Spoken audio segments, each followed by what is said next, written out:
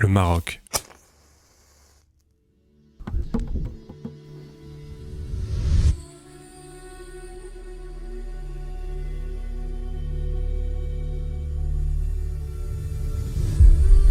Une destination pour les voyageurs en quête de découverte et de nouvelles expériences.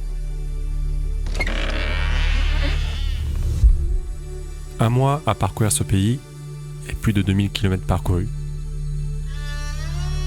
Un voyage qui m'a transporté dans un monde de couleurs, de paysages époustouflants et d'une culture unique.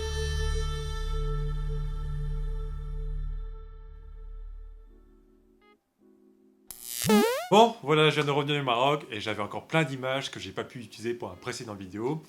Je me suis dit que ce serait dommage de cacher tout ça et du coup j'ai eu envie de faire une vidéo un peu making of du Maroc pour t'expliquer comment je me suis organisé pour ce voyage et qui pourra peut-être te servir de guide et te donner un aperçu si jamais dans l'avenir tu as envie de voyager au Maroc. Si tu viens d'arriver sur ma chaîne, bienvenue, je crée ici des vidéos de voyage et d'aventure où je partage mes réflexions personnelles et mes astuces. Avant de commencer, je vais te donner quelques détails. Pour ce voyage, j'ai décidé de louer une voiture pour explorer le Maroc. Ouais, on a une voiture. Moi, je suis une personne qui, je t'avoue, n'aime pas du tout conduire. Mais c'est définitivement la façon que je te conseille pour te déplacer au Maroc. Et ça, pour 3 raisons. Premièrement, louer une voiture au Maroc, c'est très simple. Il suffit juste que tu apportes le permis français. Et ensuite, c'est parce que la location est pas très chère. J'ai payé environ 300 € pour 14 jours. Et ce qui est super, c'est que le kilométrage est illimité. Donc tu peux conduire autant que tu veux et faire des allers-retours autant que tu souhaites. Le deuxième point qui était important pour moi, c'est que ça m'a permis de visiter des endroits qui étaient plus reculés et qui n'étaient pas accessibles avec des transports en commun, ou bien où il fallait que je paye un guide pour beaucoup plus cher, notamment à Merzouga dans le désert. Le troisième point, c'est que ça m'a permis de faire le voyage à mon rythme. C'est beaucoup plus simple quand c'est moi qui décide quand je veux partir et quand je veux faire des pauses. Et aussi, quand tu as des équipements de caméra comme moi, c'est aussi beaucoup plus simple de se déplacer avec beaucoup de matériel. Comme agence de location de voiture, je te conseille l'agence Avis. Tu peux louer directement depuis le site français et ensuite tu recevras ta voiture directement au Maroc. Après, voyager en voiture, c'est une option qu'il y a parmi plein de possibilités de transport qu'il y a au Maroc. Que ce soit en train, en bus ou en grand taxi, tu vas jamais te retrouver coincé et tu pourras même accéder aux coins les plus reculés. Donc plus particulièrement dans cette vidéo, je vais te présenter l'itinéraire que moi j'ai fait à travers les villes du Maroc et surtout les expériences uniques que j'y ai vécues. Plus un petit détail supplémentaire, pour ce voyage, moi je suis arrivé au Maroc par la mer depuis l'Espagne parce que j'avais vraiment envie de faire l'itinéraire qu'il y a dans l'Alchimiste. Mais bien sûr, pour entrer dans le pays, il y a plein de vols avec toutes les villes de France, donc n'hésite pas à faire une recherche large et à commencer par la ville d'arrivée qui t'arrange le mieux au Maroc. Comme je t'ai dit, il y a plein de possibilités de transport, donc tu vas jamais te retrouver coincé. Bref, prépare-toi dans cette vidéo à embarquer dans un voyage à travers les villes, les déserts et les montagnes du Maroc.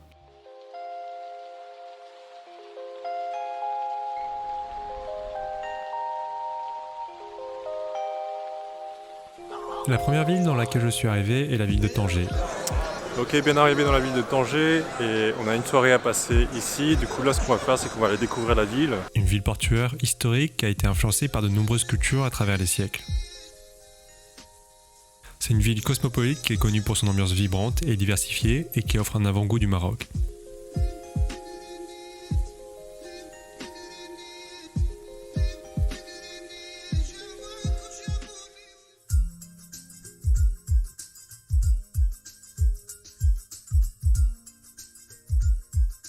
Bon, du coup là on vient de quitter Tanger, on a récupéré la voiture et là on est actuellement sur la route vers Meknès qui va être notre premier arrêt et après on va se diriger vers Merzouga et vraiment la route est vraiment magnifique et on en prend plein la vue. Sur la route entre Tanger et Meknès, il y a 2 étapes que je conseille de ne pas manquer. Bon, on a décidé de faire un petit stop à Chefchaouen, c'est la ville super Instagram du Maroc et là on va faire un petit stop ici pour prendre quelques photos et ensuite on va se diriger vers Meknès. Chefchaouen est une ville nichée dans les montagnes du Rif. Avec ses ruelles étroites peintes en bleu, ses maisons blanchies à la chaux et ses portes en bois bleu, cette ville est un véritable joyau du Maroc et un coup de cœur pour tous les amateurs de photos et de vidéos. La ville en elle-même donne une impression d'irréel et on peut facilement se perdre une journée à admirer chaque allée de la Médina.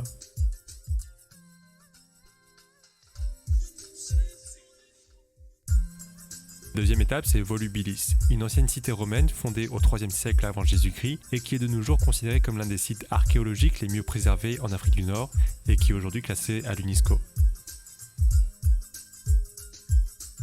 Marcher dans ces ruines est vraiment une expérience unique de l'histoire et vous pourrez y découvrir une vue imprenable sur les collines et la campagne marocaine. En arrivant à Meknès, on s'est senti un peu perdu. Même si c'est l'ancienne capitale impériale du pays et qu'elle est célèbre pour ses monuments historiques, malheureusement quand on l'a visité, la majorité des lieux étaient en travaux. C'était en mars 2023, donc je vous conseille plutôt Fès pour le moment. Fès est une ville ancienne et traditionnelle. Elle est célèbre pour ses rues étroites, ses marchés traditionnels et ses mosquées historiques. La Médina de Fès est un site classé au patrimoine mondial de l'UNESCO, où vous pourrez découvrir l'artisanat local et déguster des plats traditionnels marocains. Après les deux villes historiques, on a pris la route pour le désert vers Merzouga. Je vous conseille de partir tôt puisqu'il y a un long trajet de plus de 8 heures. Sur le trajet, dans la zone montagneuse située entre Azrou et Ifrane, il y a une forêt de cèdres où vous pourrez observer une population de singes de barbarie, également appelés macaques de l'Atlas. Plus tard, tout au long de la route, vous observerez les gorges du Ziz, une formation géologique impressionnante sculptée par la rivière Ziz avec des falaises escarpées de chaque côté de la rivière, des oasis verdoyantes et des palmeraies luxuriantes qui s'étendent sur environ 30 km. Petite chose assez sympa et originale que j'ai découvert pendant mes trajets, ce sont ces voitures qui ont carrément une machine à café dans le coffre. Et pour 5 dirhams environ, tu peux avoir un café.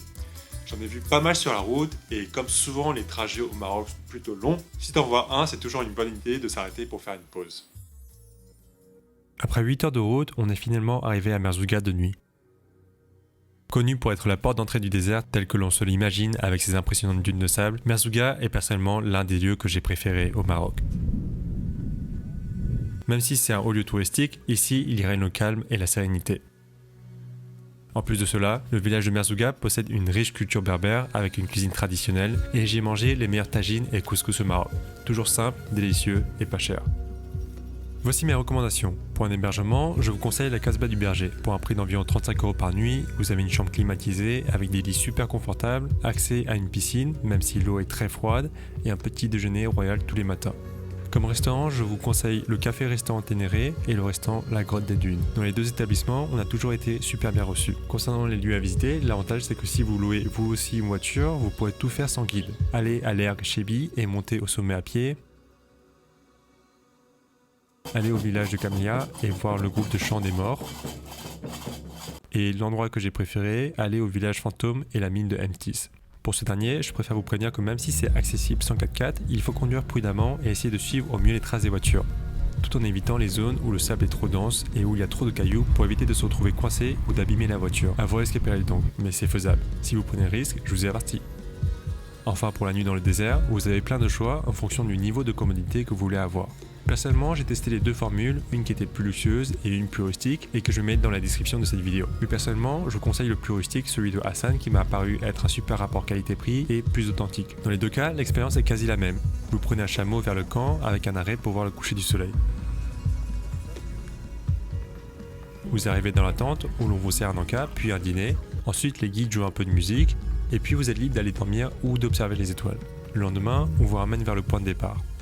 Dans les deux cas, je préfère vous prévenir, si vous y allez en hiver, la nuit va être très froide. Donc du coup, ce que j'ai préféré, c'est le voyage avec Hassan, parce qu'il m'a paru un peu plus authentique. Il nous emmène d'abord prendre le thé avec sa famille, puis quand on prend les chameaux, on est vraiment le seul groupe aux alentours. Le camp, lui, est localisé dans les dunes, alors que les camps qui sont plus modernes ne sont pas vraiment dans le désert de dunes, mais localisés dans un endroit en dehors des dunes, ce qui est plus pratique pour les installations modernes. Après le désert, on a pris la route vers Marrakech, et on a fait un stop à Zagora. Pour info, si vous arrivez de Marrakech et que vous n'avez pas le temps d'aller à Merzouga, il y a un désert également à 1 heure de Zagora, où vous pourrez dormir dans le désert également, mais les dunes ne sont pas similaires.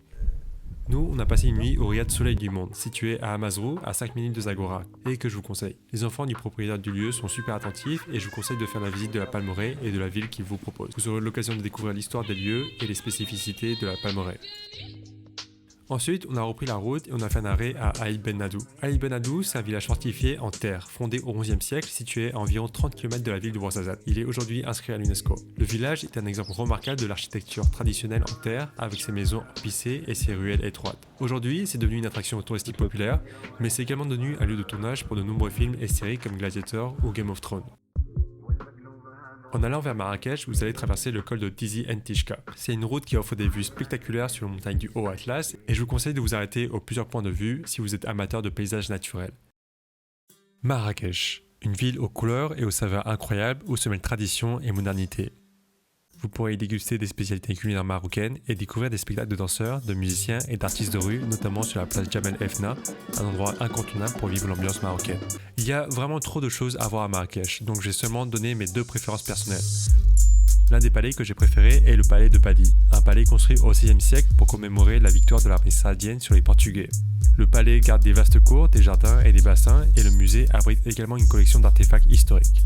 Et enfin, une activité simple que j'ai adoré faire, c'est simplement me promener dans la médina de Marrakech et tester la street food locale. C'est une expérience qui stimule tous les sens et c'est cool d'avoir un point de vue gustatif un peu plus local. Bien sûr, il y a beaucoup plus à découvrir, comme le palais de Baïa, visiter les tanneries, les jardins. En vrai, il y a beaucoup de choses à faire à Marrakech, donc n'hésitez pas à passer 2-3 jours sur place.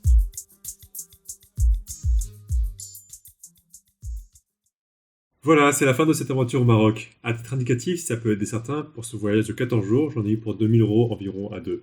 Donc c'est une destination qui est plutôt abordable encore. J'espère que ça vous a donné envie de partir à la découverte de ce pays aux mille merveilles. C'est vraiment un pays où la magie est à chaque coin de rue et qui regorge de trésors cachés et de surprises à chaque étape du voyage. Donc n'hésitez pas à aller vous-même voir ce que tout le Maroc a à vous offrir. On se retrouve très vite dans une prochaine vidéo. D'ici là, prenez soin de vous et à très vite.